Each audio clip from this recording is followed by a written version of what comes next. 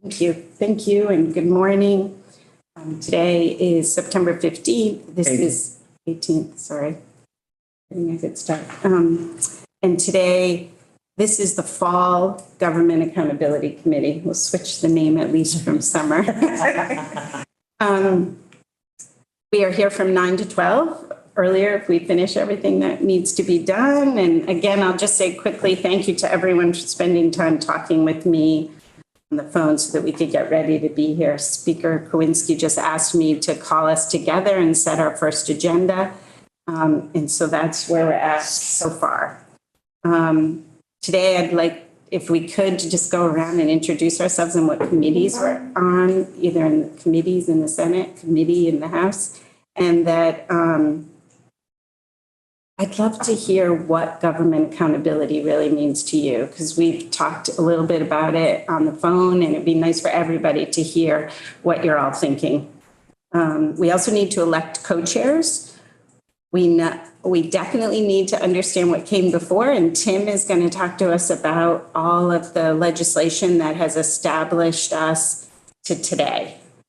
And I'm going to spend a little bit of time talking about the politics behind that. I think that it's important to understand why did we sunset the Government Accountability Committee? There's some good reasons, but I'm sure lots of, especially the public, may not understand why that happened. We're also going to talk with legislative, with NCSL, the National Council of State Legislators. They're going to come to us via Zoom and look at how other state legislators hold themselves accountable throughout the country. Not all of them have specific programs, but a lot of them do. And NCSL has picked out a few for us to talk about today. We're also going to have a discussion with the State Auditor's Office, and I'm very excited that you guys are here early so you can kind of hear the discussion as we get there. And the resources that they provide for legislators, how they are used by legislators, and their report about the outcomes report and next steps in their view. And, I think it's really going to be a discussion, so that'll be the start of us figuring out what's next.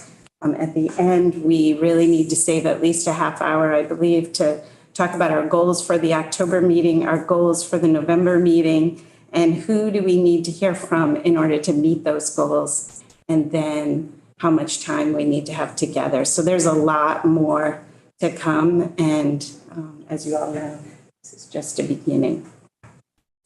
So why don't we just start out by introducing ourselves? I think it's pretty clear who I am. Jessica Brumstead. I'm on the House Human Services Committee. I've been on the Government Accountability Committee I was on it for 6 years, my whole time in the legislature. And I'm the one who went and asked it to be sunset for many reasons that you'll hear more about later. So. Senator Kowinski, I am on the Government Operations Committee and the Judiciary Committee in the Senate.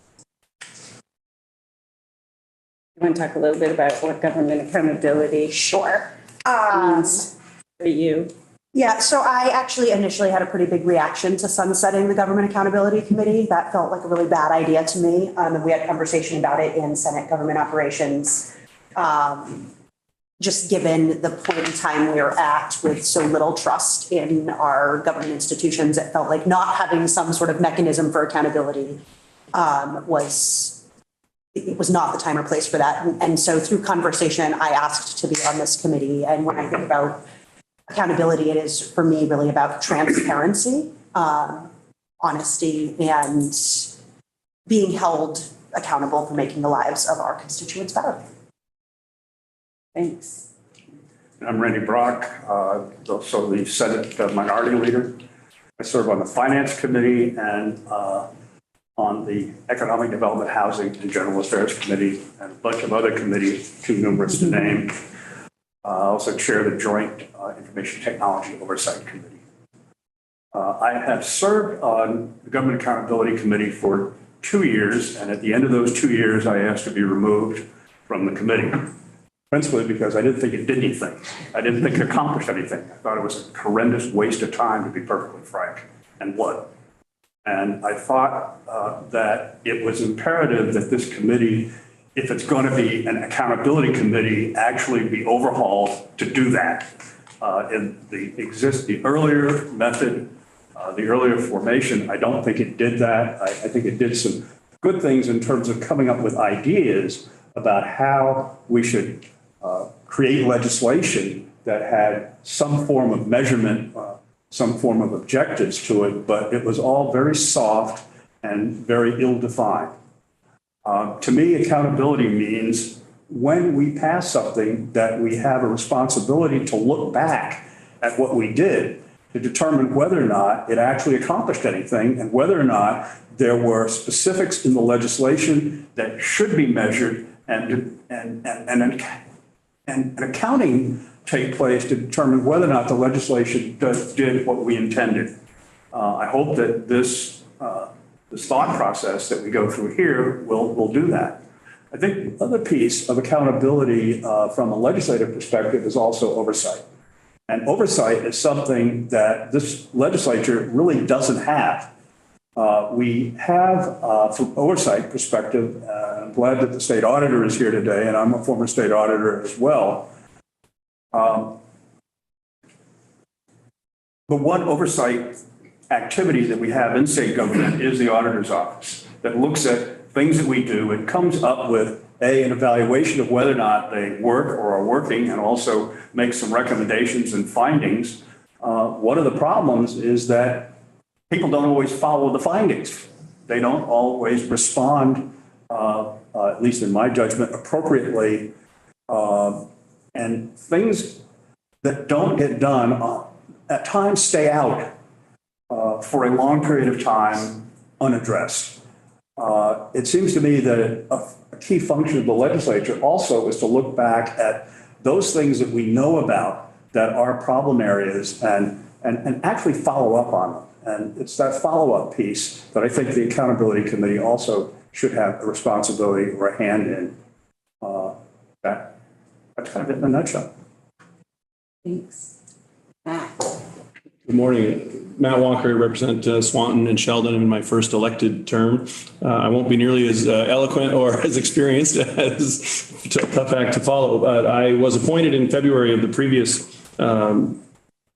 term to complete a term for Brian Savage out of Swanton and Sheldon. And we worked, I was only here for a few months and learned a little bit about what was going on and watched things get passed, et cetera. We came back to the next session and I didn't see at any point where we went and looked at what we were in a big hurry to move on to a whole bunch of new things. And I'm like, did these things that we passed last time happen? What ended up with that? Where are we at with that? And I was like, how do we know that any of the things we intended to have happen are actually happen? Some of them get covered in committee, some don't. I'm not sure there's a real structure around it. And those are the conversations that I have had a couple of different times with some, perhaps with the speaker, with a few other people. And I think that's how I ended up here today. So it's a very simple version of what Senator said, that I'd like to know that the things that we've passed that are actually happening, and how is there a structure around making sure those questions are asked that's a little more in depth or another level that's beyond just what happens in committee or what's on the agenda of the committee for the next set of laws. Thanks, Matt. And I'll just add to Matt's that when I was trying to convince him to vote for the child care bill, he asked me, that's when he started asking me about accountability. Well, how do I know what we've already accomplished and how much has worked and all of those really good questions. So he was definitely one of my picks to be on this committee to learn that. Those were all good questions. So. Irene Renner, I'm serving in the Senate my first term. I serve on the Agriculture Committee in the morning and the Institutions Committee in the afternoon. I am a single seat in a purple district. So it's all about accountability. I'm knocking on doors this summer to talk with residents, to hear how they feel about what we did this semester and this session. And it's fascinating. I talked to a man who's an engineer, and the questions he asked were data-driven and very logical. I live with an engineer as well, so I'm used to that. And I said, we need more engineers at the State House. I don't see enough logic. I don't see enough data. even during the process, to Senator Brock's point, not afterwards, but also not during the process. There's lots of data-driven questions that I asked that were not answered to my satisfaction because it appeared that we were doing a lot of performative legislation, but not data-driven and not logical. And I could go into specifics, but you can probably guess what all those bills were. And it was incredibly frustrating to me because I have to be accountable to people who are watching very closely what we're doing and why. And that's why I voted against the party line and a number of bills, because I could not be accountable to my constituents and be listening to them and voting for some of the bills that were brought up. So I'll stop there, but I'm looking forward to seeing how we follow the lead of other states that maybe have had success in doing more logical, data-driven bills. I'm dubious, but thanks. Okay, good, thank you. Josie Levitt, I'm a rep from Grand Isle, Chittenden, which is all of Grand Isle on a sliver of Westmoreland. I like doing the sliver part.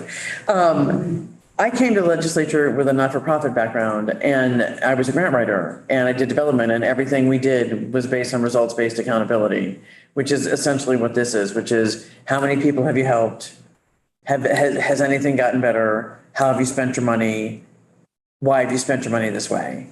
And every year, every grant that you have gets looked at with that lens of, are you helping anybody? How are you helping them? Are you hitting the marks you said you were going to? And I have often wondered as we pass bills, what's going to happen?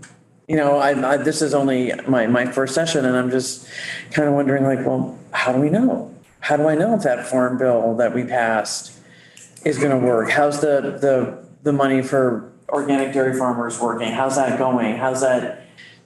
So there is this lack of information, this lack, as you said, Senator Brock, of oversight and accountability. I think we need to find a balance between accountability and legislative oversight, because at some point we have to trust the people we've entrusted with the laws and the money to do their jobs because we think they do them well. But, you know, one thing we talked about in the Ag Committee, someone came in from appropriations and spoke to us about, well, if you want us to fund a certain program, can you prove that program's had success? And I like that model because it's, you know, we do tend to keep funding certain things just because we keep funding them, but have they really had success? And I'm not going to call out anybody because the names that are leaping to mind are ones that are doing well. And I don't want people to misconstrue that I'm thinking they're not. But also, you know, when Jessica and I spoke, we really talked about this is a chance to write a better bill. And that really appeals to me because I feel like sometimes we write bills that are great in sort of high level, but when it comes down to sort of boots on the ground, some things are missing. Like, what is the accountability? How are we going to measure this? And I think measuring success of anything, bill or grant for a not-for-profit is really important. And I think, as you said, it makes a difference for accountability back in our districts. And we can really explain, no, this is why we did this. This is what's happening. This is what's been good and also what maybe hasn't worked. And it gives us a chance to tweak things and write a better bill the next session. And I think that can only be a good thing. Well, thank you. Thank you, everyone, for putting your thoughts out there. I think you didn't have a lot of time to think about it, and it's helpful for us all to be thinking about what are our goals. Wendy. Oh, Wendy, sorry. Yes. Thanks. I'm sorry I'm not able to be there in person. I'm excited to be part of this group. Oh, I'm first-term senator serving on the Senate Economic Development Committee and the Institutions Committees. I'm accountability and measuring the right things is critical. We're spending taxpayer dollars, so we want to make sure those dollars are being spent in a way that accomplishes the goals. I've worked with total quality management. Oops. Her thing said she had a low bandwidth. Oops, and now she's gone. Now we're measuring how well we're doing on our internet I was expansion. just about to say, Yeah, IT is pretty. she said she was on her phone, Oh, but still, it should work better than that. I'll just, while we're waiting for her to reconnect, I'll say also that I didn't say in the beginning that Representative Kornheiser, who is the chair of the House Ways and Means Committee, is on this committee, but unfortunately is ill today and not able to join us, but she will watch and is excited to participate as well. She was on the Government Accountability Committee too, but only for, I think she was on it for 4 years, but she can let us know that next time, but, and participated, also worked with Building Bright Futures, which is one of the groups out there that is actually collecting data and doing some incredible work around childcare and how are we doing with all the legislation we've passed over the last 6 years. So I guess we might as well get started with a little bit about how did we end up here, right, with Tim. Everybody. One here.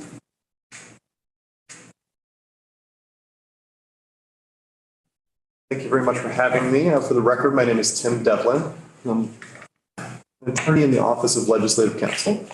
I make up one half of the government operations team with Tucker Anderson, and I mainly provide legal services to both the House Govt Ops Committee and the Senate one, and really kind of focus on,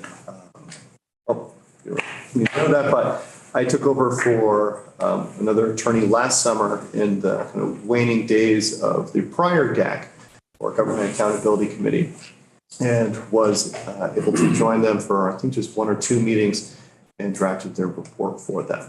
But the purpose of my remarks today are hopefully just to kind of walk you through the enabling authority that established this committee in Act 53, and then a little bit of the kind of a history to provide context for what the prior committee did, maybe bringing us to this point today. And then, of course, we'll hand it off to Representative Brumstead to kind of fill you in on some of the less legal or historical aspects. So I have copies of what he's going to talk about. Oh, I know yes. some people don't like to use paper, so but if you'd like to, you can take one and pretty much stack and pass it around. Thank you very much. And I should also add, I think we'll have this available online as well. Yes. Later, I've embedded a few hyperlinks there to kind of take you to the acts automatically and the statutes, so that it'll just be a click away for a quick reference later on. Okay. And I think we emailed most of this around, so Okay. we should have it. I was just thinking about Wendy. Right now, we don't have copies.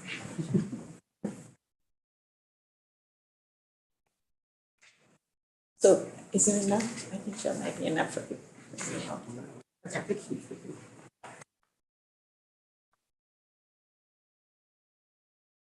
I got you.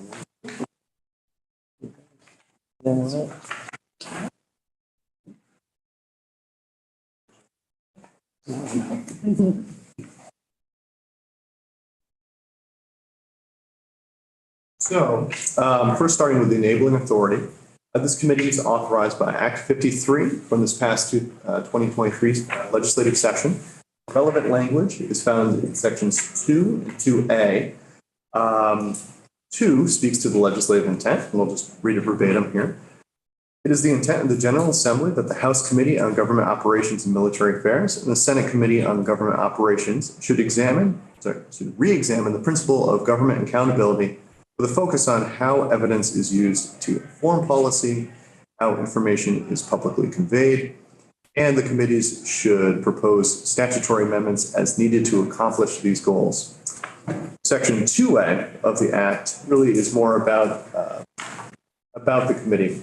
Things like membership, how it's duties, the charge of the committee, report timelines. I'll go through those now.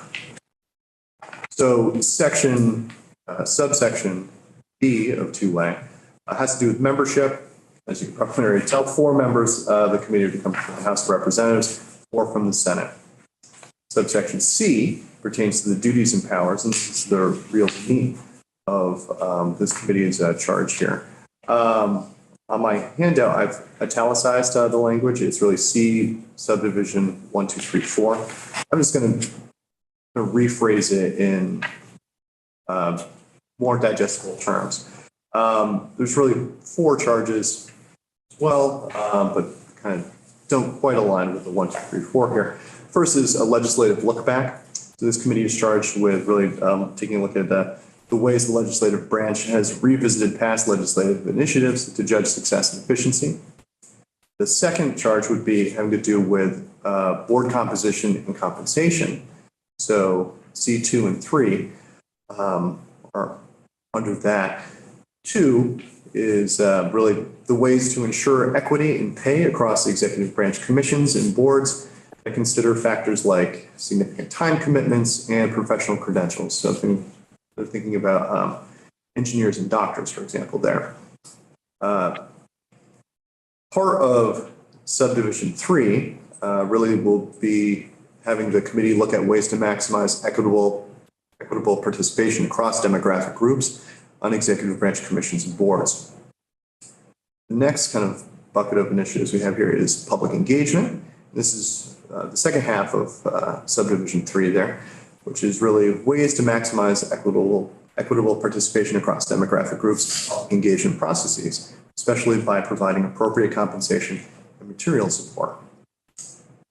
The fourth category that the committee should be looking at is controlling the number of executive branch commissions and boards, really how to best codify mechanisms for controlling and restraining the increasing number of executive branch commissions and boards. Moving on from the charges, we have the report in subsection E. And the important part here is that the A report is due on or before January 15th, 2024. That will go to the to the House Committee on Government Operations and Military Affairs, as well as the Senate Committee on Government Operations, with any recommendations for legislative action. I'd like to pause here and note that the committee actually has a lot of flexibility in what the report ultimately looks like. The report does not necessarily need to be a written report. In fact, it could be an oral report delivered to those the House GovOps and the Senate GovOps committees in general, if wanted. If the report were to be written, there is no prescribed length or format necessarily. Any recommendations for legislative actions could range from no recommendations to very involved statutory amendments. So I'd just like to point out that it's really wide open there. Subsections F and G pertain to the timelines that are imposed in the committee's work here. Committee members will be compensated, that is per diems and travel expenses, for up to 4 meetings. And the report is due on January 15th, as I said before. And then this committee itself will sunset, cease to exist on November 1st, 2024. So the later part of next year. The practical effect of these factors is that this committee will really have 3 to 4 meetings prior to the report being due, with one meeting being where really they're to approve the report. Some committees opt to reserve one meeting after the report is due in case the committee wants to meet again to address questions or directions from other jurisdictional committees. Committee members should expect to have 2 to 3 meetings to decide the findings and recommendations to include in a report. The meetings, that's all for that section. If there's any questions, I can pause here, or otherwise I'm happy to move on to the dealings of the prior Government Accountability Committee. Okay. I'll just add 2 to 3 meetings. Did you hear that? And we talked earlier about how much work there was, so we'll talk about that later, but it leaves us little time. So now turning to the history of the prior Government Accountability Committee, or I'll just refer to as prior GAC, as it could be shorthand here. The prior GAC was created in 2008 with the aim of establishing a system of greater accountability and effectiveness in state government. The prior GAC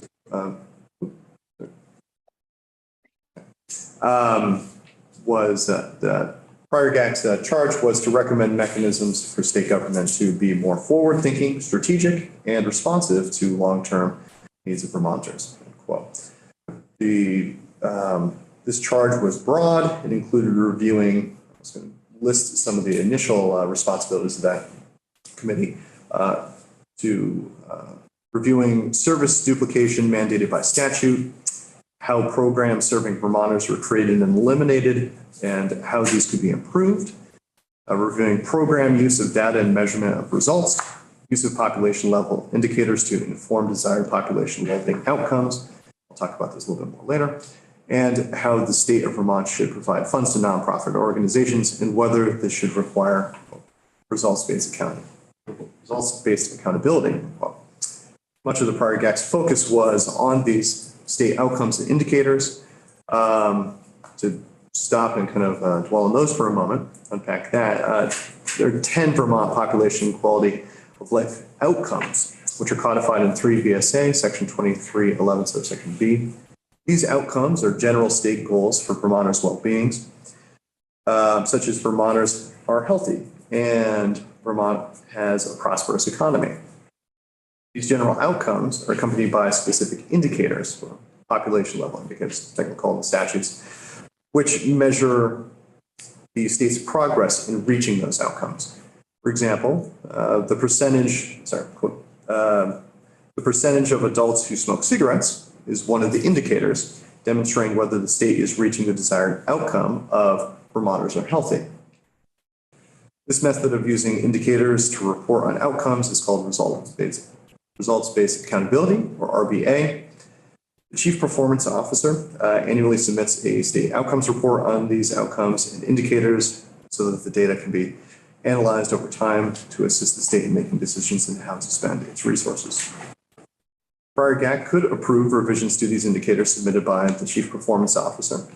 And I'll just note here, with the repeal of the prior GAC, these indicators would now be determined by, quote, a standing committee of the General Assembly having jurisdiction over a population quality of life outcome.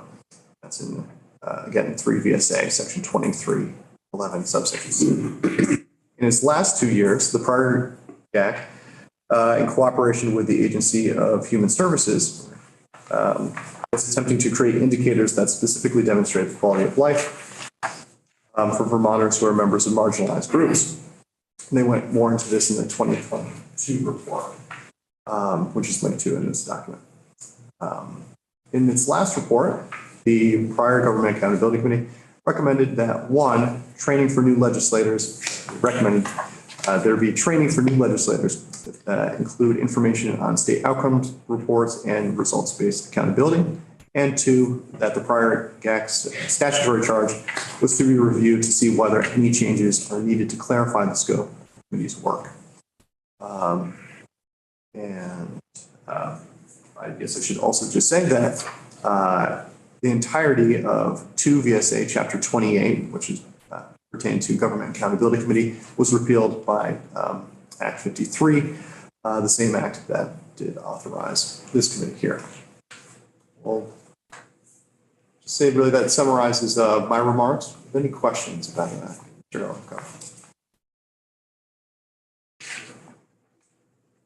So Wendy's with us again. So before we get too far into question, Wendy, you were interrupted in what you wanted to say about government accountability. So if you wanted to do that, you're welcome to do it. Thanks. I don't want to spend too much time, and I'm sorry when I get on video, my it crashes. No, just I'm a supporter, and I look forward to this. And I guess one thing I would add that I didn't hear was I think it's really important that we work with the administration, the folks who are actually implementing the legislation. But I completely agree that it's critical that we establish the goals of legislation and also measure it along the way. Thank you for this opportunity. Thanks, Wendy. Before, it seems like there weren't many specific questions right now as far as the legislation goes. So maybe it makes sense for me to tell you a little bit about how we ended up here. As far as a committee goes, how do you sunset government accountability? I remember putting that forward to the Sunset Committee, which they accepted. And then the speaker called me in and said, we can't not have, we have to do something about government account. And I was like, of course we do. But I wanted to give you a sense of that. And I'm one of those people who, if I don't have notes and write it down, then I end up telling stories that get me 3 stories beyond what we're actually talking about. So I apologize for that, but I did write my notes down. First of all, thank you, Tim, for doing that. And as you know, the very first thing I should say is that Senator Diane Snelling went to an NCSL conference, came back and said, we need to do something on government accountability. This really started way back when she was here in the Senate and felt that this was incredibly important and that many states were starting to begin to talk about how do we do that as a legislative branch. And then things grew from there. And so that's sort of, I just wanted everyone to know how it really got started. I actually talked with Diane a little. As you know, the world is vastly different now than it was over a decade ago when the Government Accountability Committee here in Vermont was initiated into statute. The Government Accountability Committee asked to have the law Tim just discussed be sunsetted. Let me explain. We believed the law in the books would be too difficult to amend because so much had changed. Instead, stating that we as a legislature cannot lose the importance of accountability in government, but rather raise it to a level where all legislative committees feel some responsibility to go back and look at the laws we pass to make certain the goals we set out to meet are actually being met. And if not, why not? Does the law need to be tweaked a bit? Are we collecting the data we need to understand the law's impact? Were the rules written in a way that meets legislative intent? Is the entity charged with doing the work meeting legislative intent? Are they doing the work? These questions are not regularly being asked, and our past gap was not truly created to ask them. Back when this statute was written, our ability to collect data, as I said, and review that information was very limited, and it was incredibly expensive. So in my first year here, I was working on a benefits cliff bill, and I wanted to put something in it so that we would go back and measure whether or not people were taking advantage of the change we made to the benefits cliff. And I was told by the Agency of Human Services that they couldn't do that. It was too expensive. They didn't have the IT systems to set it up. I mean, there were many, many reasons why they couldn't do it. So I said, okay, so what can we do? And even when I asked those questions, it was very difficult. And I knew that it wasn't that they didn't want to do it. It was just that we didn't have the systems in place. We didn't have the funding. Appropriations would have had to appropriate that. And then there's all the beginning work and the next level. So anyhow, it didn't happen. And what's really interesting about that story is that it was a benefits cliff legislation, which said that if you are a mom or, a parent, a single parent who is right on the edge, you really want to go back to work. And yet every time an employer gives you a raise, it throws you off of all those benefits, right? So you want to make sure the businesses, what would happen is the person would come in and say to the employer, well, how about if I take time off instead of get extra money? And the employer, that doesn't help them that much. They need the workforce, right? That's what it's all about. And now is even worse. This was 7 years ago. And so we put in place, and I actually worked with a Republican in those days, Brian Keefe, and he and I drove to work every morning together. And we sort of talked about this because we had gotten a few constituents who had called in about being thrown off the cliff. So what does that mean? It means they get the little raise, they lose their childcare, they lose their Medicaid, they lose, the list goes on and on. So we said, you can put money into an account, that extra money that you're receiving, if you put it into either a 401k or an account for your child's education, which we know there is data, national data, that shows that when parents are putting money away for their children's education, that they actually do better. They think about going to college because mom or dad is talking about how they put aside money. So anyway, we did all of that. 3 years later, at that point, I was on government operations. The bill passed unanimously. The 3 or 4 years later, I ended up on human services. And I asked the question one day of the Department of Children and Families, the commissioner, whether or not they had some data to show me about how it was working. Because I had a couple of constituents that had come to me with issues around the benefits cliff. And I said, well, you can do this. And they said, really? No one seems to know anything about it. And the reality is that nothing really happened because the education piece hadn't been done. So if we had known that based on looking back at legislation, then we could have put maybe some appropriation in to help the agency get that word out. And so that's what I mean by a tweak, and also what I mean about going off script and then telling a long story. But anyway, I think that helps.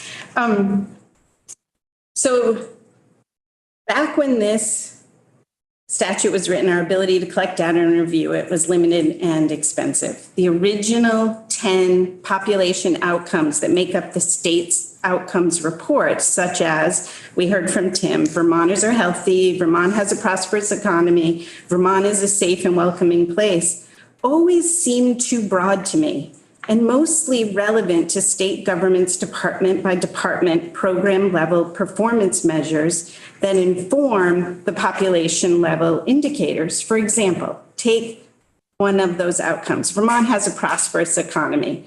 It's an outcome we hope to achieve. And an indicator might ask things like, what is the employment rate? What is the median household income in Vermont? What are the net new jobs this year? Those were the things that were being collected. So that was happening. But looking at that information is incredibly difficult. Assessing the effectiveness of population level indicators in measuring progress to achieve population level outcomes and annually going back and reviewing those indicators in the context of new data development is important work, but really it's important work for state government. But is it the job of a legislative government accountability committee? And how do we, if it is, how do we make it make more sense? And that's what I'm trying to kind of show you the line as we go. And I really believe the auditor's office is going to be able to help us take that sentence one step further. The state outcomes report is a picture of what is the conditions of life for Vermonters today. It is not a performance report that can inform the legislature if they are meeting the goals of specific legislation, specific laws that they have passed. There's a clear need in today's world for something closer to a performance report, possibly in addition to a state outcomes report. Let me give you an example of how a performance report can work in real time. 6 years ago, the House and Senate passed legislation to address the need for more early education providers. We created programs that included, and I'm just doing one small part of that bill, but to help make this point, we created programs that included scholarships and loan repayment, and then we measured the outcomes and learned that, yes, these programs are working. So 2 years later, the House Human Services Committee and the Senate Health and Welfare Committee looked at the data.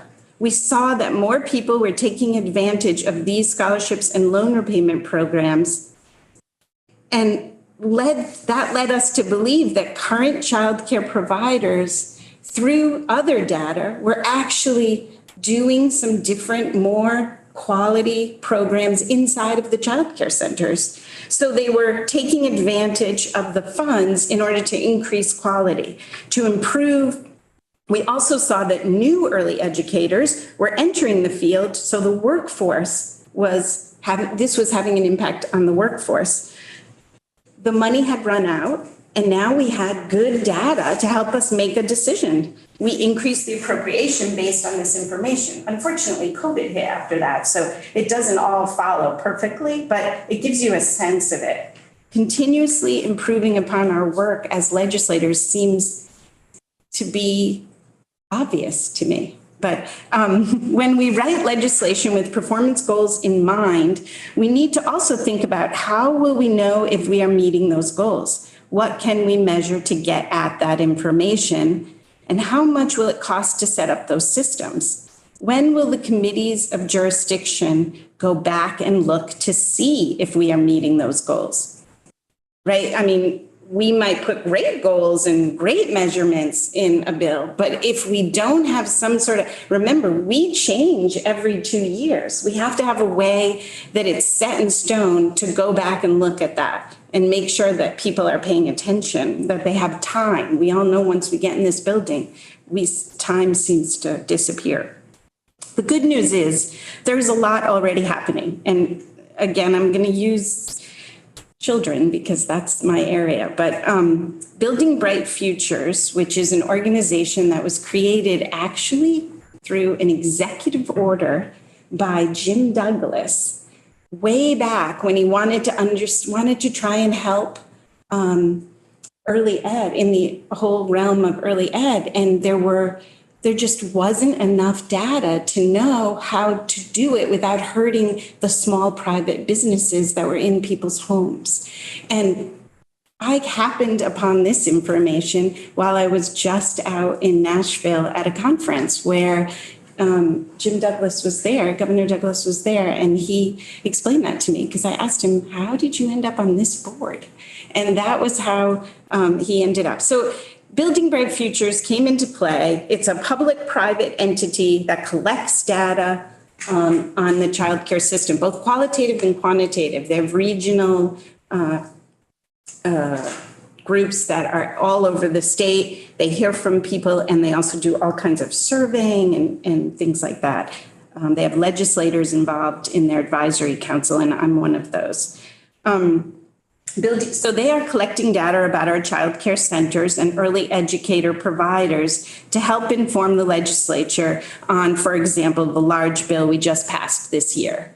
They are collecting all kinds of data on that because, again, it was really hard to have the Department of Children and Families, Division of Childcare do all that collection. They don't have the systems in place. There's also the Climate Council, which is collecting data to show us if our work is having the intended outcomes necessary to reduce carbon emissions. And so that work is ongoing. And when they write legislation, they go back and ask that information be collected. As Senator Brock said earlier, simplicity is important here, but getting at simplicity is difficult. Many in the legislature need training on how to do this. So the last GAC tried that too. We had all kinds of meetings, and honestly, I thought I brought my little card. We laminated cards. We went into committees. We had a summer workshop. We did everything we could think of to bring all this information to our legislators to hopefully use inside of the laws they were writing. A lot of our legislation, our bills get written in the summer. And so we wanted to make sure they were thinking about these issues when they wrote a bill, that they could look back at it and see if it worked. Today, we will have a chance to hear from NCSL about how other state legislators throughout this country are holding themselves accountable. And we'll hear from the auditor's office what they are learning through their audits and how the legislature can be more helpful. Then we need to regroup our next steps on who do we want to hear from next and how do we get to recommendations by November. So we may not get to legislation. Josie, I'm sorry, do you all want me to use your senator or his first name's okay? First name's fine. How do we get to a bill? We probably won't do that. We have 3 meetings. We could recommend that we stay in place until next year and then we get another 5 meetings, or we could make recommendations to the government operations committees and ask them to work on this issue. Just so you know, the last Government Accountability Committee did ask that. We asked that there not be another committee, but that the government operations committees pay attention, look at this issue and spend time on it. The problem is that they were super busy all year, had so much on their plates already, and we didn't want to sunset GAC without something else in place, so it wouldn't just fall into the, ethos or something. So anyhow, I think I honestly think it was a good idea because we do have a little bit of time. We'll have a couple more meetings. We can listen. We can learn what other places are doing. We can see what's happening in our state, and we could make some recommendations. And I think that the auditor could help us with that because he looked closely at the Government Accountability Committee and outcomes. And you heard me talking about the outcomes report, which to me is more of a tool for the administration to use. It's not really a legislative branch tool. And they could go together. So anyhow, does that help? Any questions? And I'm sure Tim can help us too. Everybody's good? Okay. 3 meetings. How's everybody feeling about that? Doesn't seem like enough. I know, that worries me too. Yeah. Seems like we're just gonna start getting rolling and we're gonna be done. Yeah, it's definitely a concern, but we'll see. We'll write an outcome as a result of what our charge is. Yeah, that's right. Measurable with plenty of data. Okay, so if there aren't any questions, we should probably move to what the legislation has asked us to do, which is elect a couple chairs, and then we can go forward. We can elect any of us. I just want to be really clear about that too. Well, I'd like to nominate Representative Brumstead as one of the co-chairs. Okay. I guess I should just say that I will do that, obviously. I've been working on it, not specifically because I wanted to be the chair, but because I think it's really important and I'm one of the only members who's been on it for a period of time. So I appreciate that. I would also say that I'd like to elect Senator Brock as the other co-chair, nominate as the other co-chair. And because he does have experience both as an auditor and as a member of the committee, so he knows what worked and what didn't work in that committee as well. We just need a second. I'll second that. Thank you. Okay. So, all in favor? All right. Aye. Great. All right. So we did our first piece of business, right? And we're actually right on time, which is incredible. Do we have NCSL? Waiting? Madam Chair, if they're not available, we can go ahead. Okay, let's see. I'm not here just yet. All right, so why don't we, Sorry. are they? Oh, great. Okay, let's start with NCSL.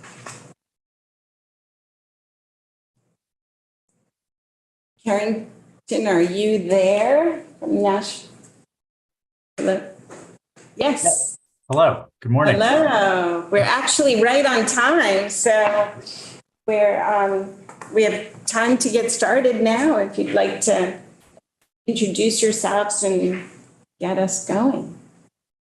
That Certainly. sounds great. Yeah, we'll let you kick it off. Great. Yeah. So my name is Will Clark. I'm a program principal with the Center for Legislative Strengthening at NCSL. Our areas for Center of Legislative Strengthening, we focus on issues relating directly to legislative institutions.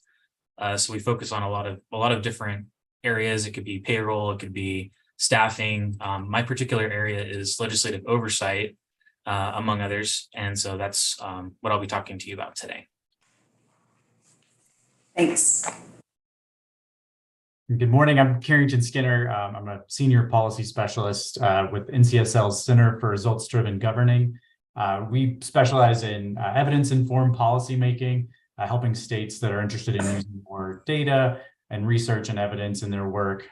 We also focus on performance measurement, which is one of the areas that I focus on, and I'll be talking with you about today.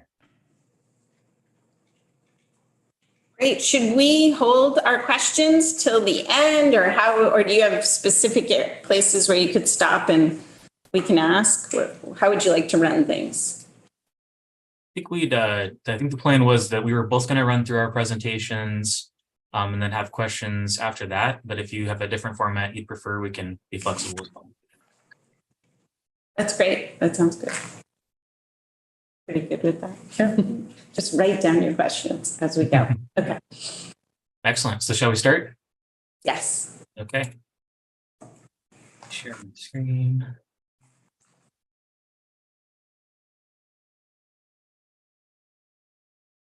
Looks like I need to be granted permission to share my screen.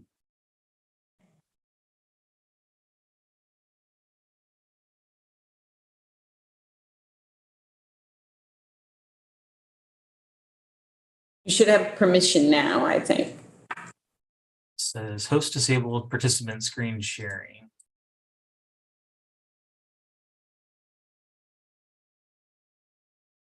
Happened, so maybe it just takes a minute.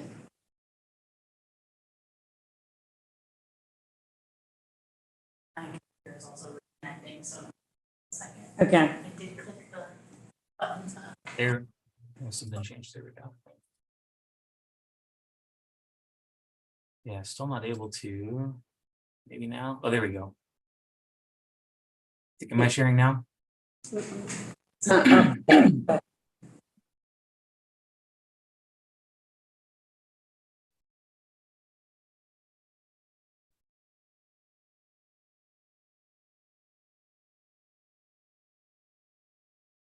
Are you able to see my presentation? No. Okay.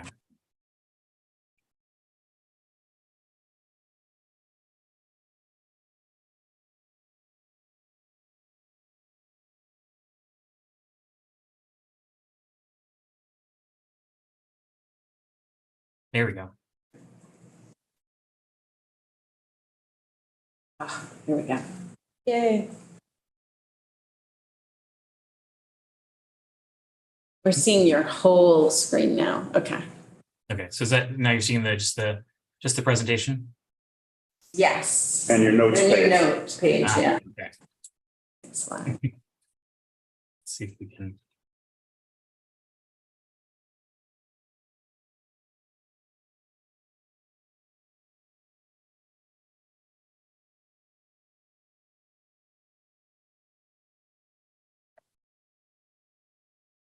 Interesting that it's legislative oversight tools, huh, Randy? Let's see if we can get the presentation. Yeah.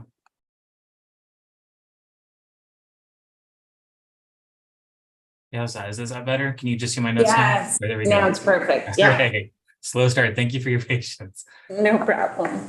All right. So again, yes, I'm Will Clark. One of my main areas is I focus on legislative oversight tools. So chairs and members of the committee, thank you for having us here today.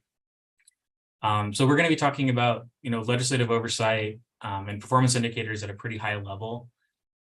So, a lot of this is going to be information that you're well aware of already. But yeah, we're happy to dig into this a little more further with examples. And again, happy to have your questions afterwards. If you've got a burning question, just go ahead and stop me.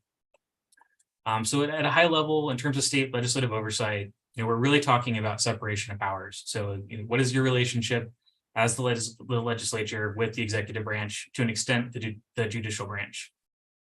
There are very many tools that you can use, but at the end of the day, it's that relationship. The legislature establishes statute, programs, agencies, and then the executive branch is responsible for implementing those.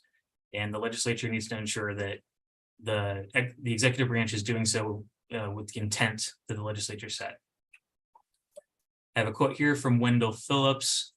If you read further into quote, he's talking about Democrats. Don't worry, it's a small d. Is from the 1850s, so he's applying this generally. But he said that eternal vigilance is the price of liberty.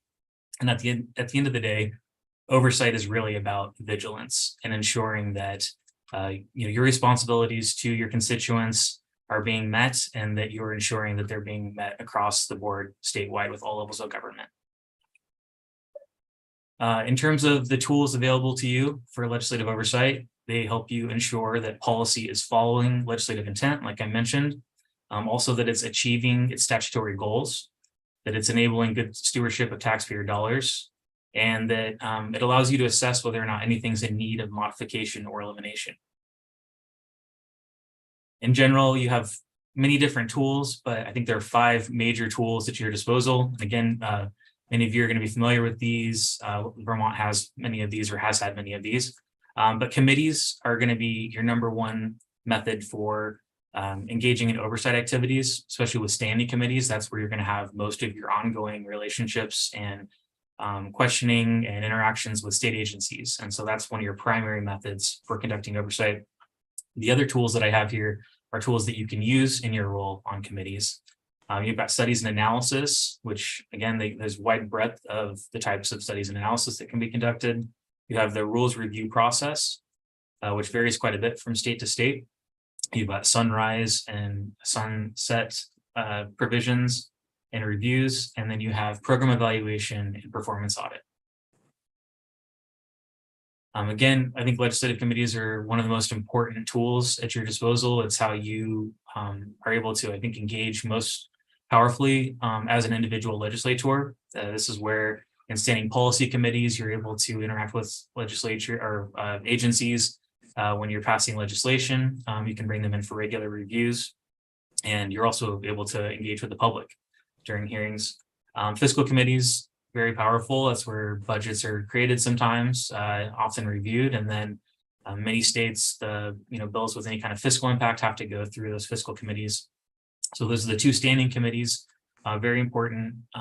And in general, when you're talking about oversight, that is where most of that engagement happens. However, with special and interim committees, that's where you have a really special opportunity to dig into specific issues. So for example, with this committee, and so those look very different depending on the types of committee that's established. So I have some examples here from Colorado.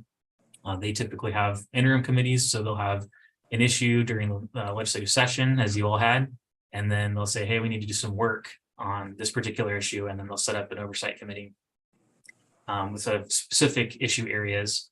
And this is a pretty standard format. A lot of states do this kind of work.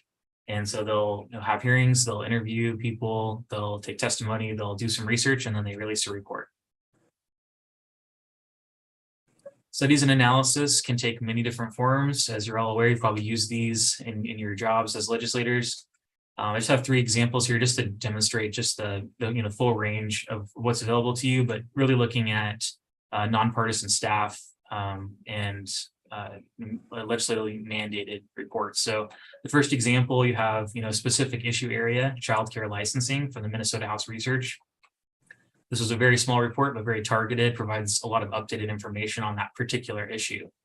So this is something that nonpartisan staff can do for you. So maybe some nonpartisan staff who has this as their main issue area during interim, maybe they have a little time and they get ambitious and they write this little brief. It could also be something that's mandated by legislation or asked for by leadership or by a committee. So these can be really valuable tools to give you a snapshot in time from your nonpartisan staff. The Georgia Senate Research Office, I think, is an interesting example as well.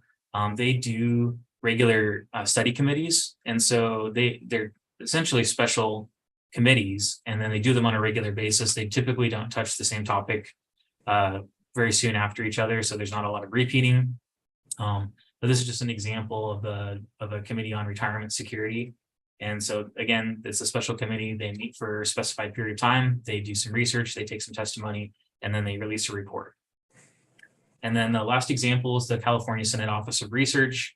And this breaks down the COVID-19 relief funding for housing and homelessness. And so they do a catalog of those programs. And this is just a brief 4-page report, but then there's depth behind that. And then you could always talk to the researchers who conducted a study like this. And so again, this is a tool that you could request as a legislator, possibly of your nonpartisan staff. or something that could be put into legislation possibly to have a study to look at a specific issue. Administrative rules review is also a very important component. Again, this is really about the relationship between the legislature and the executive branch. Most states have some sort of administrative rules review, as does Vermont. That looks very different depending on the state that you go to. It varies quite a bit. Some states have the ability to veto rules and regulations. And so at the end of the day, what this is when an agency is adopting a new regulation or rule, it has to go to this committee where the legislature or the legislative committee looks at it, reviews it.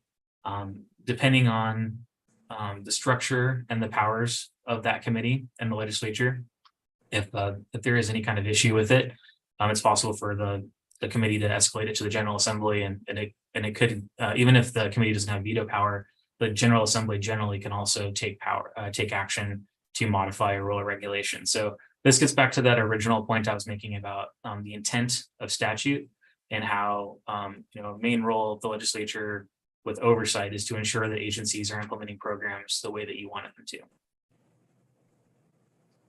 We also have sunrise reviews. These are less common. I think about 19 states use some kind of sunrise review.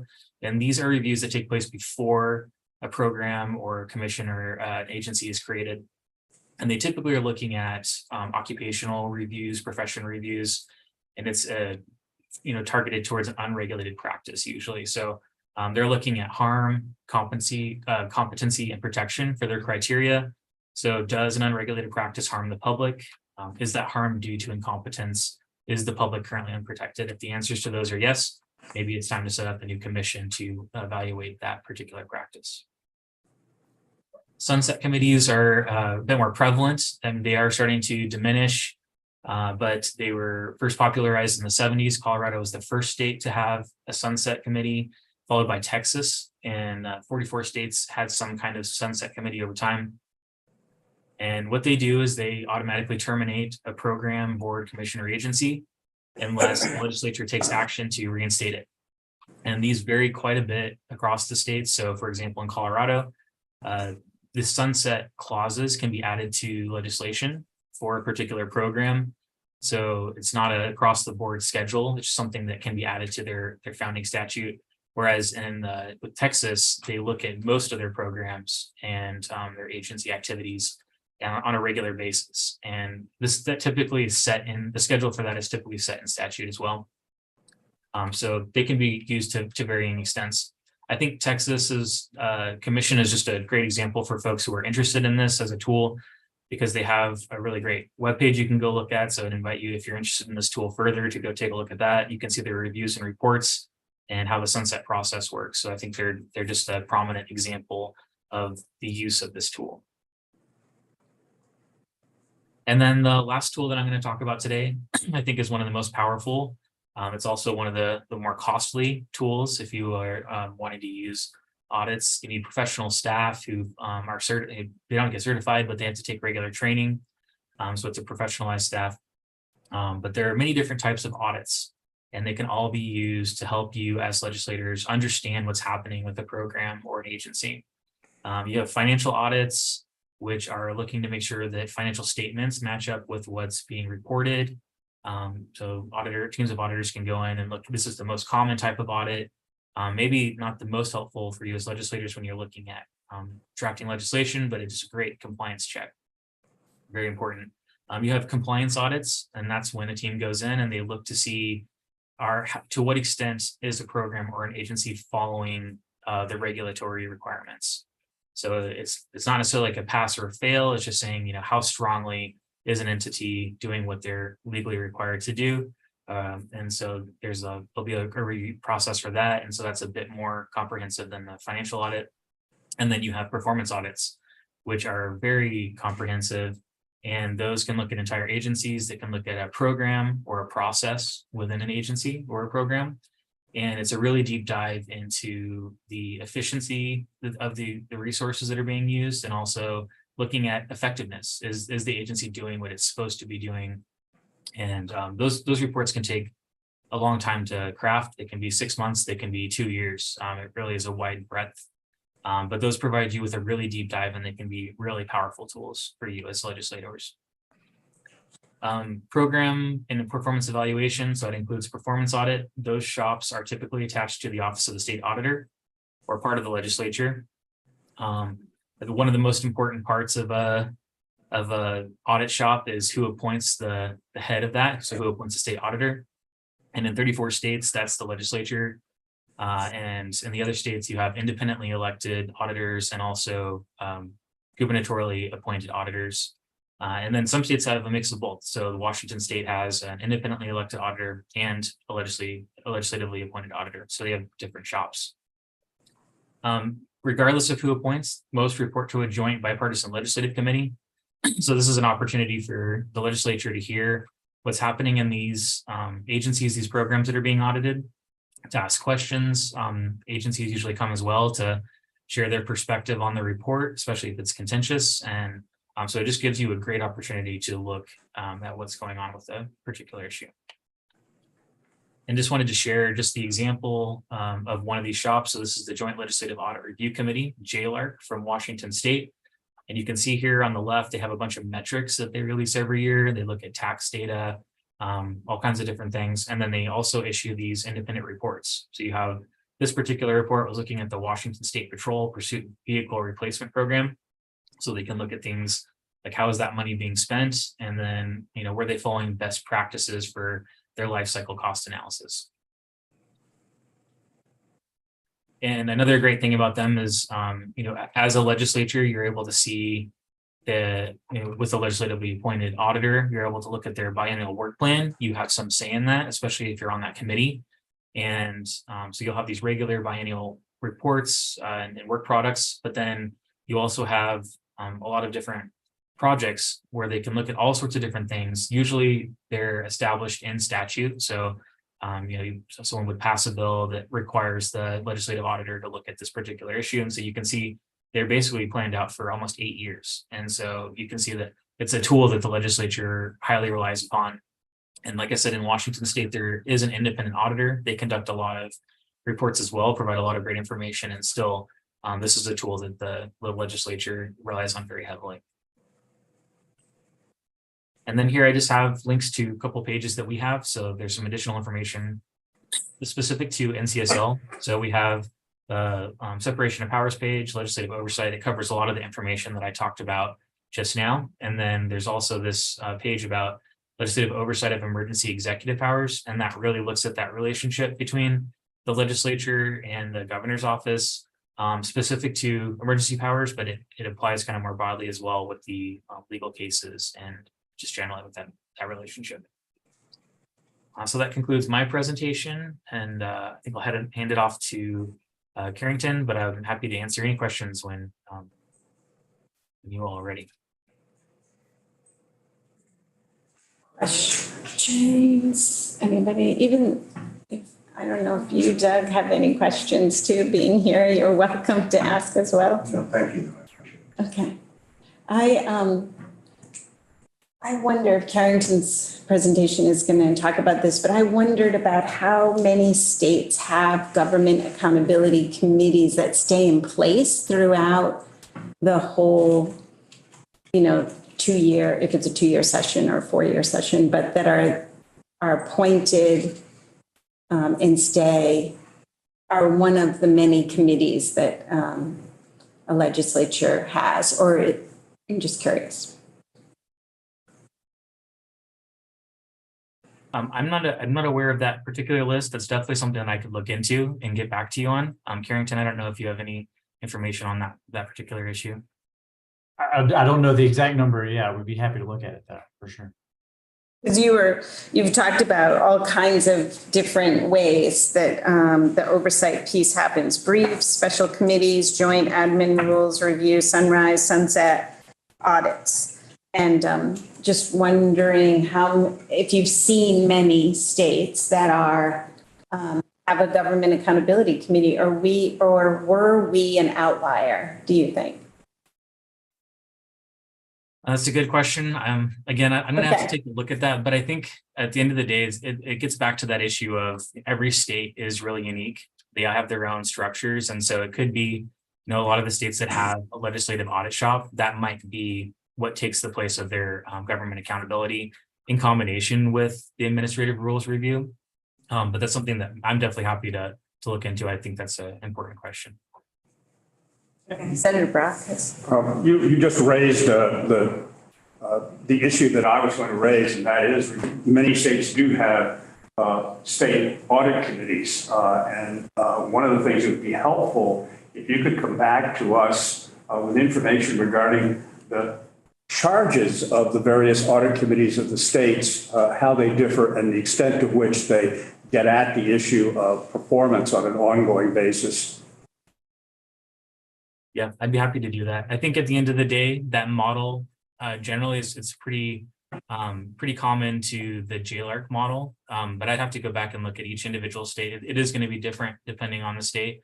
But like I said, I know there are 34 states that have those specific legislative audit shops. So that's something the list would be, not too much work to compile for you. The other question is the extent to which states build into their legislative process, the process of enacting new legislation, the requirement to include some form of measurement or accountability or results orientation.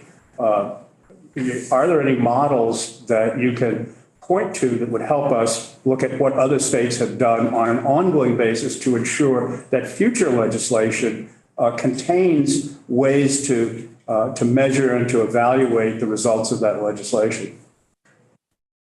Yeah, I think we definitely have some examples we can share with you. At the end of the day, I think this is an issue that a lot of states are struggling with. They're trying to figure out how to do this, to do this right. I know in Colorado, they have the SMART Act. And so they've got these hearings that they have every year just before the session starts. And so they bring in agencies to talk about their programs, and they might have additional requirements for them to report on. So that's one example. There are several states that have accountability acts. So Iowa, Louisiana, New Mexico have accountability acts. New Mexico is something that I think Carrington might talk about a little bit more in his presentation. Other states, sometimes that responsibility is shared with the governor's office. So in Washington state, there's Results Washington, and I think it gets at a lot of those performance measures and trying to provide some sort of accountability to the public. And so that's something that's within the governor's office itself. So it's not something that the legislature directly controls. But I think there are different states that have examples of this, but it's something that this is something that a lot of states are looking at right now, and they're trying to find answers that work for their state. And we have some of this information, it was emailed that is you can drill down into, but there's a lot here. So this is why this is important. Thank you. I wonder whether or not the National State Auditors Association might also have some information that could be useful to us in evaluating how auditors go about dealing with this issue throughout the country. I think save that thought for when. We'll say that.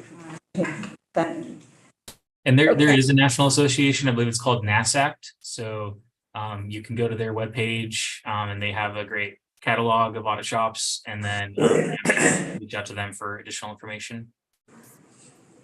Great. Okay, should we move on to Carrington? Okay. Yes, Carrington.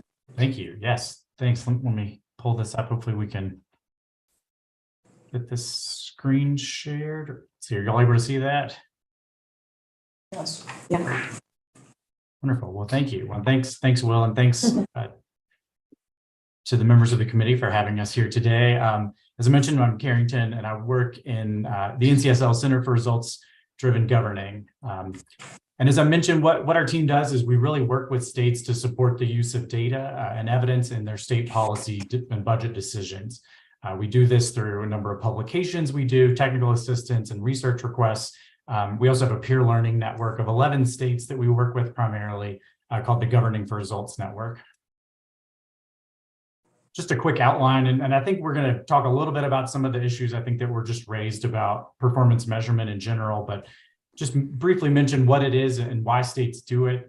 We're going to look at the big picture of how this looks across the country. We've got a couple of state examples that we'll look at more in depth. And then I'll talk more about how our center may be a resource to this committee going forward. So to start, very basically, performance measurement is the ongoing monitoring of program accomplishments, especially in making progress towards goals and targets.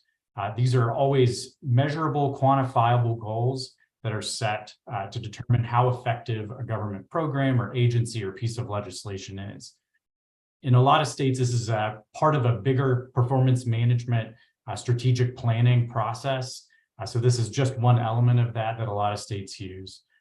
As I mentioned, it's an ongoing process, very cyclical, often tied to the budget cycle in most states. And it has a long history in the United States. It really took off in the states in particular after the Federal Government Performance and Results Act of 1993 was passed. So a lot of states passed their acts later on.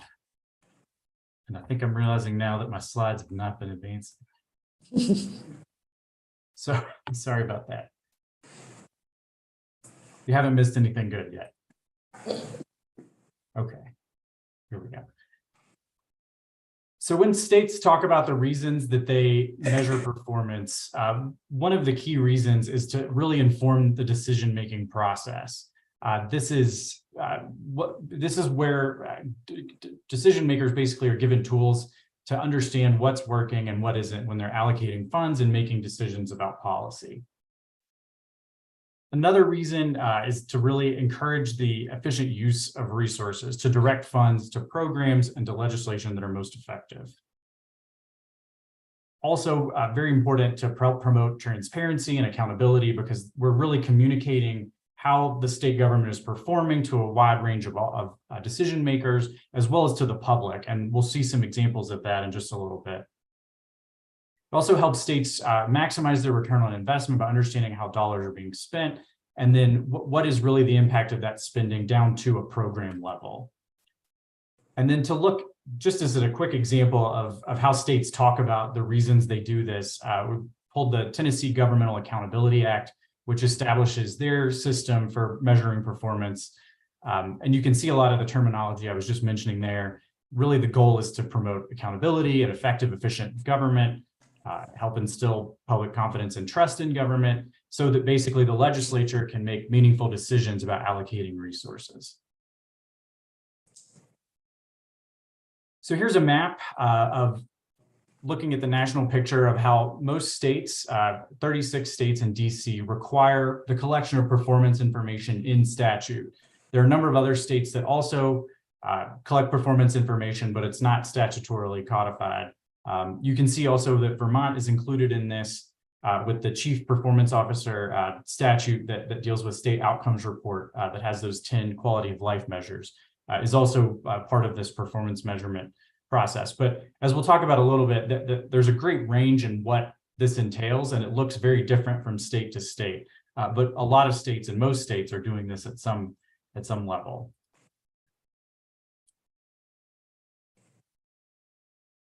It's difficult to quantify exactly how states are using performance measures. It really depends on who you're asking.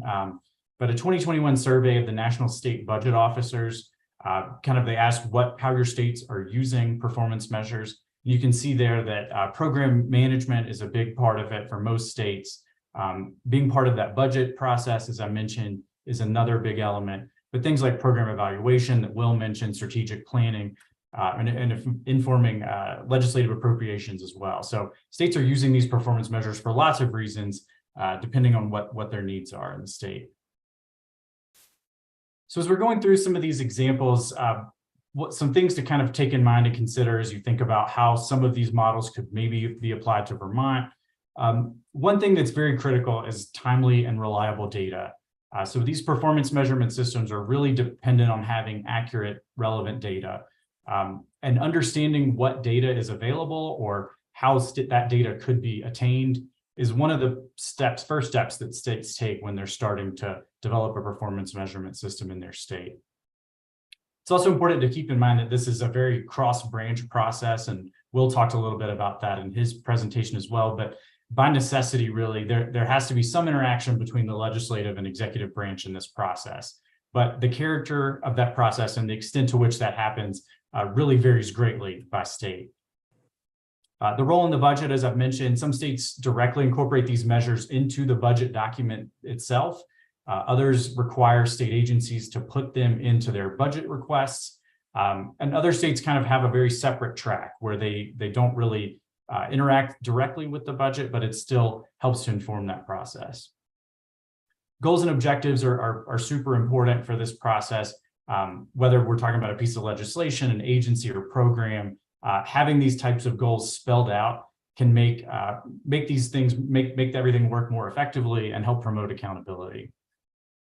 And finally, we'll talk a little bit about some reporting and communication tools, because that's such an important part of this, because it's where these performance measures really enter in the decision-making process, and they help promote accountability because there's visibility in what exactly the government's doing. So as I mentioned, we'll kind of look at two very specific examples today, just to give you an idea of like how other states may use these processes in their own state. But we have a lot of other examples if you're interested, and we're happy to share those as well. We'll start with New Mexico, a state that developed through their Accountability in Government Act in 1999. It's really a comprehensive statutory scheme for tying performance and evidence and reporting to funding decisions. So as you can see there, the purpose in the act is to provide a more cost-effective and responsive government service through that state budget process, using performance measures to kind of keep track on how government's doing. Very quickly, the structure of that act, there's a lot of terminology that's defined there that sets requirements for agencies when they're creating their performance measures. There's also a very defined process for how the Legislative Finance Committee, as well as the State Budget Division and the Executive Branch, help to develop these performance measures with the help of the agencies themselves. Program inventories also play a role in this process, which where certain programs are selected to define how much evidence is available to support the type of work that they're doing. How effective are those programs working? And then finally, there's quarterly reporting, which is more frequent than you'll see in a lot of other states, so that these performance measures are really being reported in almost real time for how agencies and programs are performing. As I mentioned, the Legislative Finance Committee in New Mexico really takes the key role in this process. And even though they're really a budget committee, they also are kind of the accountability and performance committee in New Mexico.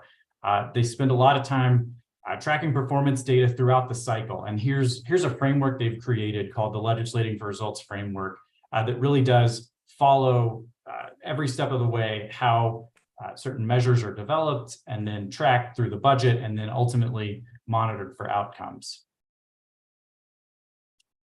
And one example of that you'll see here, as I mentioned, there's quarterly reporting that the Legislative Finance Committee requires. These agency report cards are publicly available online. They provide program ratings and analysis of performance, so we can really understand how an agency is performing right now. This is an example here. You can see of behavioral health from the Children, Youth, and Families Department. There are a certain number of measures, as you can see listed there, that include targets, and then the actual results of how close they are to meeting those targets. And then for each measure, there's a rating given for green if they've met the mark, yellow if they're a little short, and then red if they're not real close to meeting the target. And then there's an overall program rating, which you can see at the bottom there. And this is, again, publicly available for a number of programs and agencies in New Mexico. Another innovative thing that I'll mention that New Mexico does is something that's also led by the Legislative Finance Committee. It's what's called Legistat, and if you're familiar at all with performance stat, it's a process of really having data-focused performance conversations to understand how things are working and to really drill down with the data and performance measures. And so basically, this is a system that was developed a couple of years ago that's used in certain hearings to promote accountability and improve performance. So basically, before these hearings take place, staff for the committee produce data-focused reports that are on certain topic areas. that include performance trends and graphs. They also have suggested questions for members of the committee to ask. So they're really trying to have targeted conversations that are ongoing, that are kind of led by the committee. So it's kind of a new style for conducting committee hearings that deal with kind of accountability and performance. And then next, we'll talk a little bit about Utah, who has, from what we can tell, pretty much the newest performance measurement system that we're aware of in the country. So this was created really by two pieces of legislation over the last couple of years. And the big focus here is on that cross-branch collaboration. There's a lot of work that goes on between the Office of the Legislative Fiscal Analyst and the Governor's Office of Planning and Budget in this process. And that's with creating performance measures and targets. That's with creating a reporting dashboard, and also with reporting to their respective branches, about how these agencies and how programs are performing. The system is also unique because it includes two different types of measures. I won't go real in depth to this, but I'm happy to share more information if you're interested. But they have both line item measures, which are reported annually to track long-term trends and progress towards goals, long-term goals, and also new funding item measures, which are reported once, typically after the close of the first fiscal year, that's meant to show kind of the short-term impacts of these funding measures. Utah has developed a number of tools to help with the process. They have a performance measurement playbook, which is a really useful guide that shows best practices developed to developing performance measures. This was developed in conjunction with both the legislative and executive branch. They also offer trainings for staff from both branches, and our team was a part of one of those earlier this year.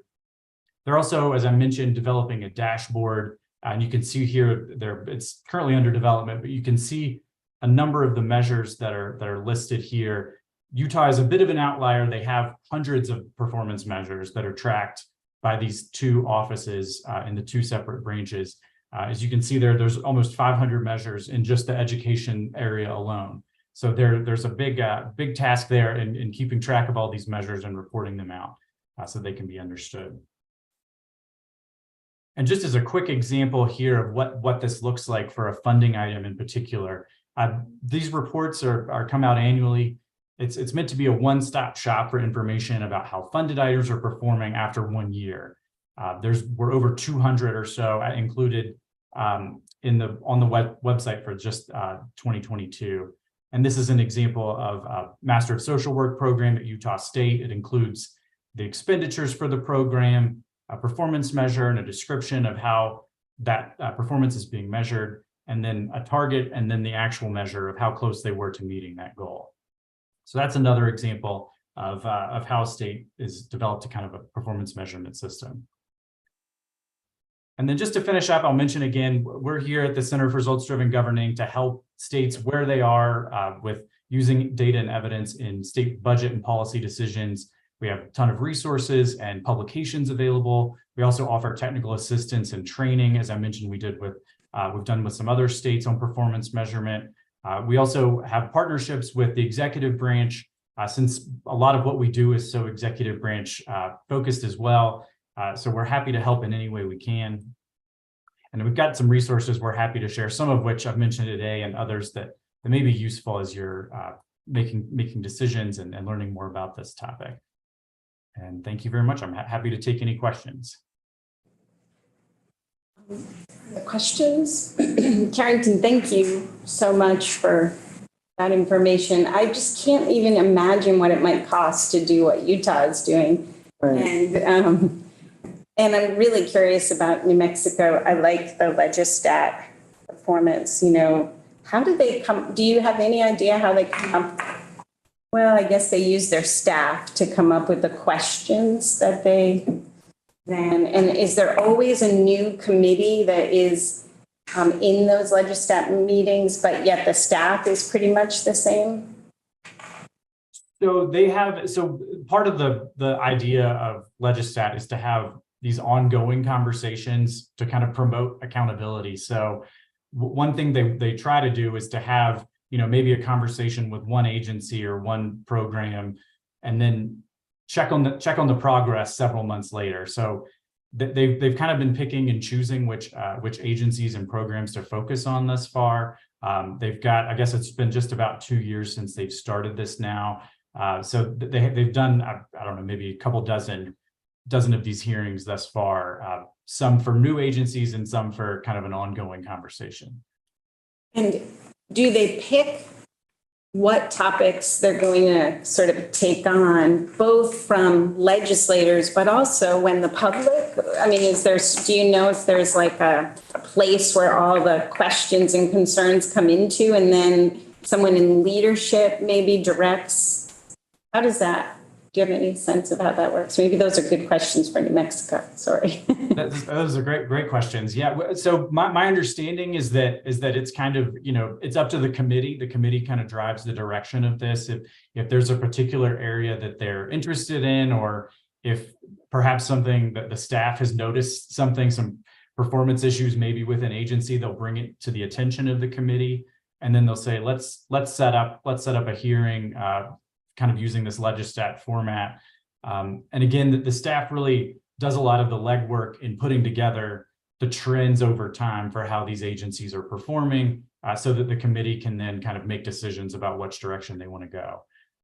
I'll also mention that we do, the Governing for Results Network that I've mentioned, the 11 states we work with includes New Mexico. So we do work with them pretty often. And if there's interest there, we'd be happy to reach out to them and connect you with more information there, or if you'd like to speak with them as well, we could see if we could make that happen. Great, thank you. Others, do you have questions? And also, again, if you have any questions or of any of these folks, please feel free. Okay. Yeah.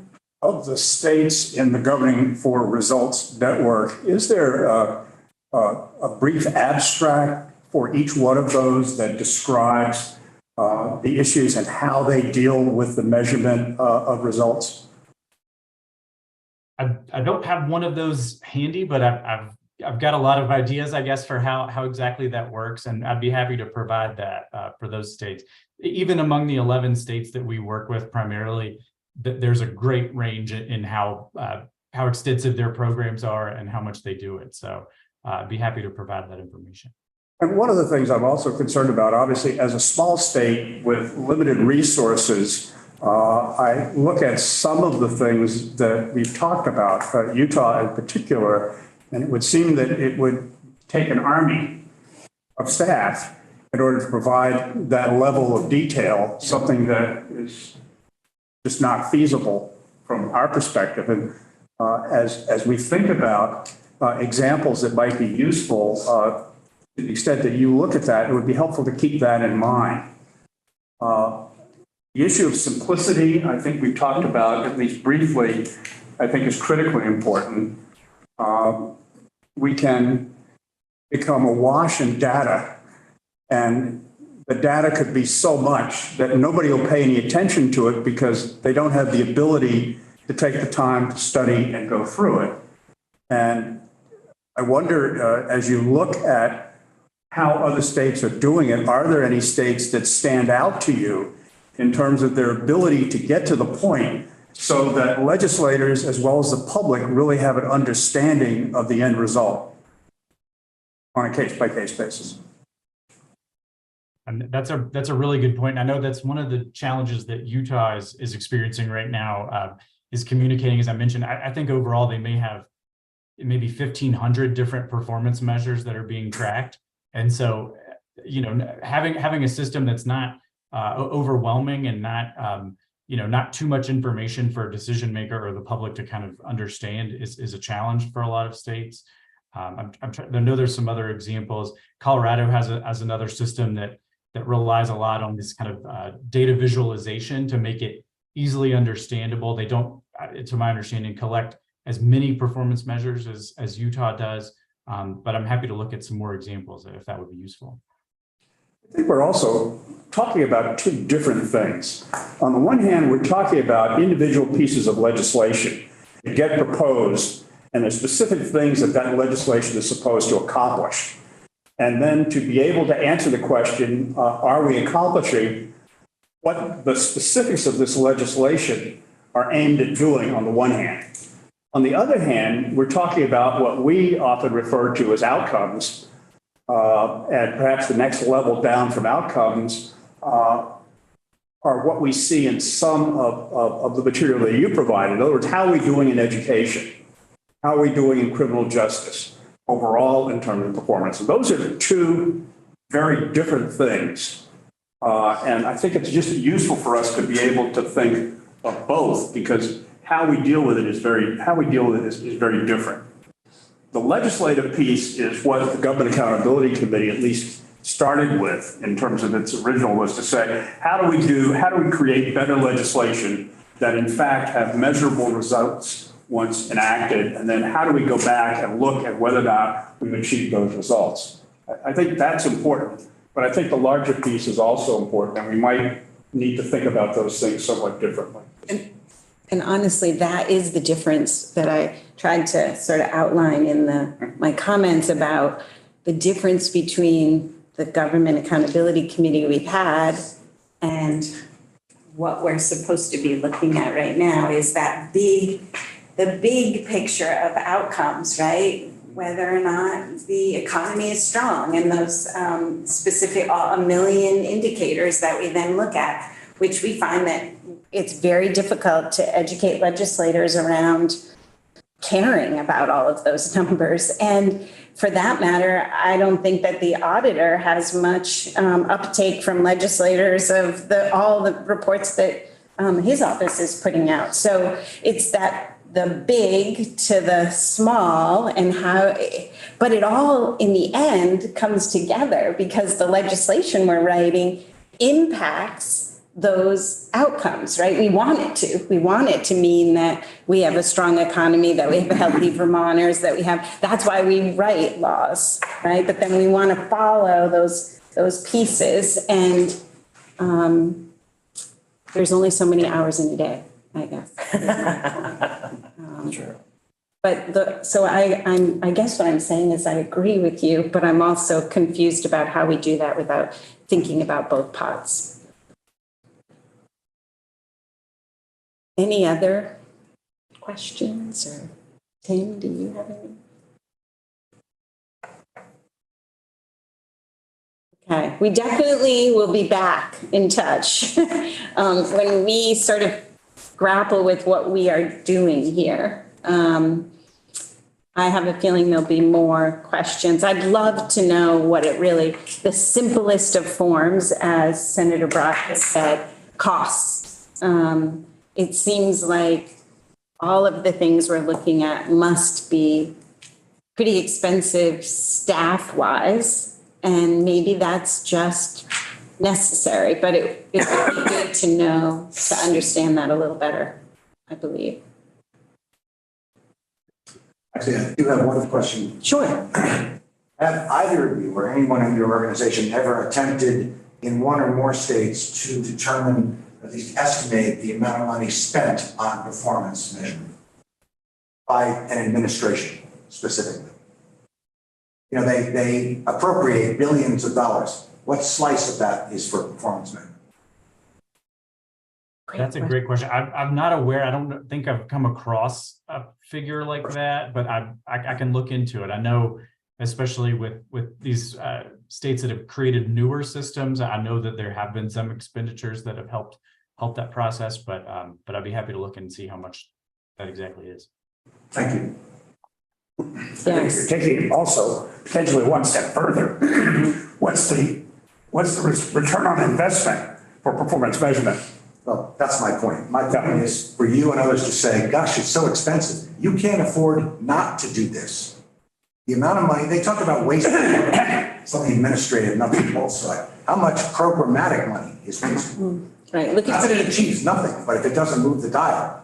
Right. Look what did we spend on something like what happened at JPEAK in order to get to the bottom of it? I don't know if performance measures would count us, but certainly looking back is important. We are completing the audit BB5, so stay tuned. Okay. And dental therapy, I hear it's going to come Coming to. to a meeting near you, yes. Which is another. We'll learn more about that too. In the states that have moved farther than others in this, is there a particular driver, a particular Speaker of the House, a leader of the Senate, somewhere in the administration that is, or some public outcry? What drives it to make it move forward year after year, to put resources into it, to put more money? Is there have to be a political champion of some sort? Is there a particular, was there a incidents that occurred that were public trust issues, or was it, what makes a state move faster than others, and what has helped make them successful? Like, what's going to drive it? Because somebody has to continue it, champion, push it, or, I mean, there's already a million reports out there. So what makes it more effective, or what have been the more successful areas that have driven and pushed it? I think you've really hit the nail on the head. I think having a champion is been the most common characteristic we've seen on the states that we work with, particular a certain legislator that just has really, committed themselves to this idea and is making sure that there's a system that works in their state. But at least with the states that we work with, we've got red states and blue states and kind of larger states and smaller states. So there's not really one profile, I guess, for what the state may look like that's interested, but it is that kind of champion that's invested in it. And we do have some folks that are very committed to these ideas and really want to, kind of ensure that everything is kind of being monitored and checked in every facet of their state government. I can just echo what Carrington said as well. When I've gotten requests for information about these types of issues, it's typically from a member that really cares about performance measurement. They're already involved in whatever their legislature is currently doing, and so they're looking for ways to enhance that or to improve. So that's been my experience as well. Thank you. Well, thank you very much for this information, and especially for your offer of help as we move forward. So I'll be in touch. Thank you. Yeah, thank you for having us today. Yeah, thank you all. We're happy to help. Thanks. Bye. Okay. Wow, we're doing well. Okay. So do folks want to just take a quick break and we'll go to the auditor? I know I would like to. So we'll be, how about 5-7 minutes? I didn't build one in because I was worried about timing, but you're okay with it since we're a little ahead.